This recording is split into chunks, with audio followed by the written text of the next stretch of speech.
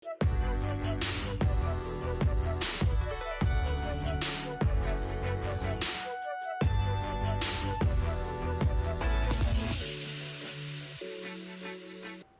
tuikam program thir tu te in zawai chunga lom thu kan soya tunhuna hian hai program kal tlang hian in ri ru ha na te in mang an na te in phurit te po nyang tin in hlim le in lom na te po he solna tuikam program ina lo mang dun turin kan han som chawa tin tunhuna hian in khovel hi bo ma se I suwa ka nei ti hla mang khanin solna tuikam lam a kan ri ru petai ila he lai hi aro pui ka tia cha ka tia ka thin lung hi a music kan sak ma hawa a music arik te hian ka ri ru han a thlok shim shim hian keima hi min khoi thin ani zan lo thleng ma sela mo lali suwa om to bangin keima ni a thamwan na oma kan lo hlau lova chu zana ti chu har sat na buai na mang an na ni chuta thi na ka hnai point I suan min zui anne la min shua yang van ram thengi na ti ni heta achian to emo wangin thi na a hnai po in lali suan azui ze lali suan in anni ti a hrian na khan he la phwa tu hi a thamwang hleng ka sia chu nun nei lo chu tang tak kan lo omani he program tu na en tu nge te pot mani lo in zot ta la tu na khan in nun na khalo top ta se lali suan ne na shua lali suan an ne na a shwai theina tur chen he khovel in nun hi lali suwa ta ni lo mang em ti lo in zot la zan lo thleng ma sila lung ngai na lo thleng ma sila mo I suwa ka nei ti tu nge nia har san na boy na lo thlenga thap phang rutlat mo lau tlat nang ma lo in zot ro pathian rin chana pathian ne na nun to chuan mo buai na le har sat na te heng har san na zan thim mang an na zong zong te hi heta han kan lo pai dai to thina ni chu lali swa tel to wangin thi hi ka wacha ka ni me alawa mo khobela kan chung te kan mangai te an ngai oma kal san hi inzo tai da kan du me alawang amaro chu thina chu kan ton nge nge a chu sia kan ton ni a thamuang taka om thei thin lunga hi a hluem ema khobel sumina lei zo lawani so bang chuanin khovel hi bo ma se I suwa ka nei ti thei turin mo kan khovel hi anin taka chon thi na kher lawa po lo chut ta la kan khovel hi abo me thina ni ro thil eng eng amani tuai mo mangai deuh ka nei ka khovel ani thina ka ngai zong ka khovel ani changom thin a chan chu pathian aya kan ngai sak chang te oma pathian aya kan biak tam chang te an om tlat ani kan khovel ani thin ma se min lo kal sana min chen chang in chen chang alo omatiro min lo hnola khang khovel heng khovel thil ral le mei thin te ang ni lo in li suwa krista ero hi chu ading heta chu bangin ti hian lo ngai tola enge lali suwa aya than zok I nei le khang ilung ngai na mun thamwan thei tu te khan chatuan mun thleng thei don thlen pui thei don che sela chu thang ma la ka shethiama ma se lo ngai to ta la mi tam tak pon an tlu pui to an bei don pui to an tra puya mo ma ni nun na hian anin lak na mun to khan enge ila be se ya enge ila zon nang ma khalawin so dro ka tharau bo lovin lali swa chu zui tatla ti he la hian mo he la phwa tu hian amma po hi in thunu na tum ti hi achiang khop meya so bangin he kan tharau ke mani om ren hi bo la wala li suwa zui turin mo kan thei to pin ti sa tak point kan fai thi lo ngai ni kan ru kan ngai to nei kan taksa hen kan che chwa pui thina so bangin amma in chatuani na shwa yang che shi oma thlen point a thamwan se nang che ti adik lut tu khelai chang hi kai ma hian mo she omna tam tak katwara lungai na katwara beidon na adik ta ka sai chanin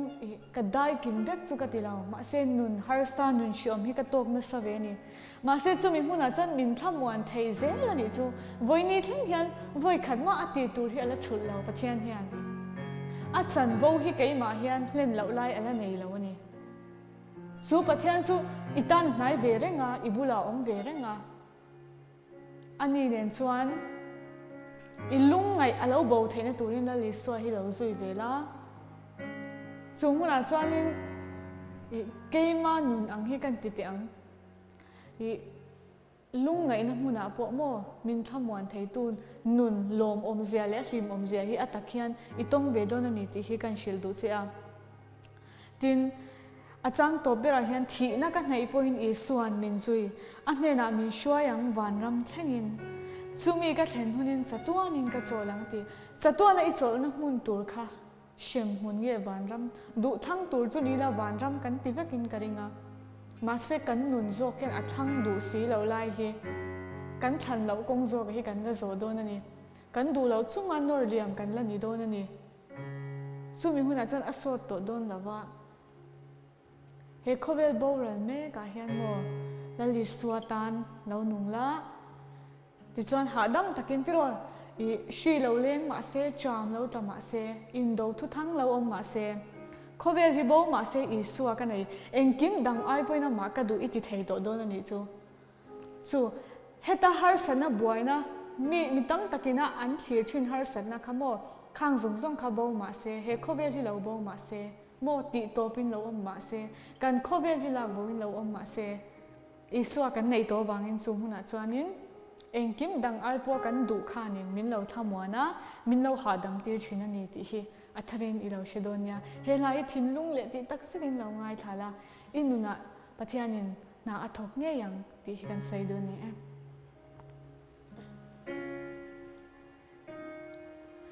ko vel hi bo ma se i swa kan ei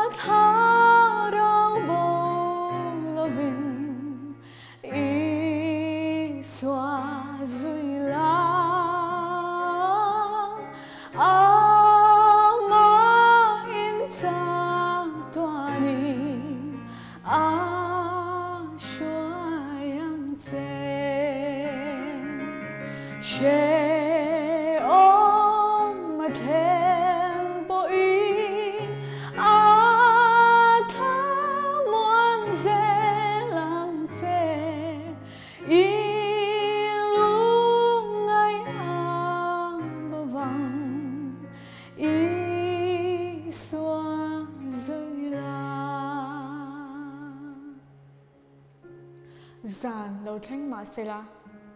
i suai i nei to wangin i tan khwa alo la waranga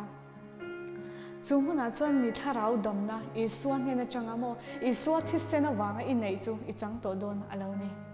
hallelujah zan lo theng ma sela i suai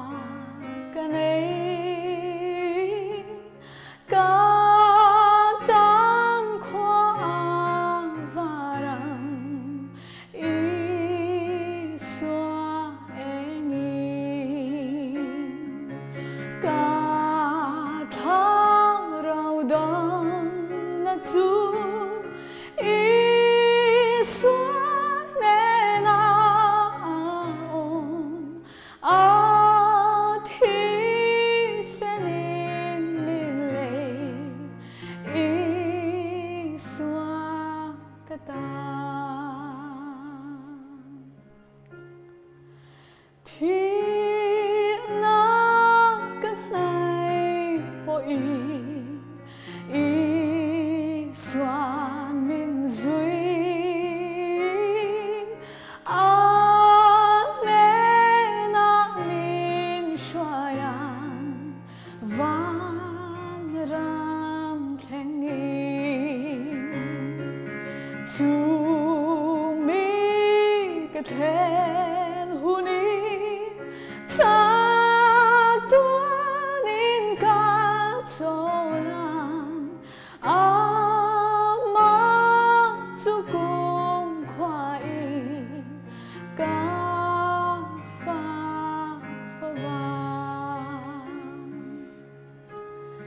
van rama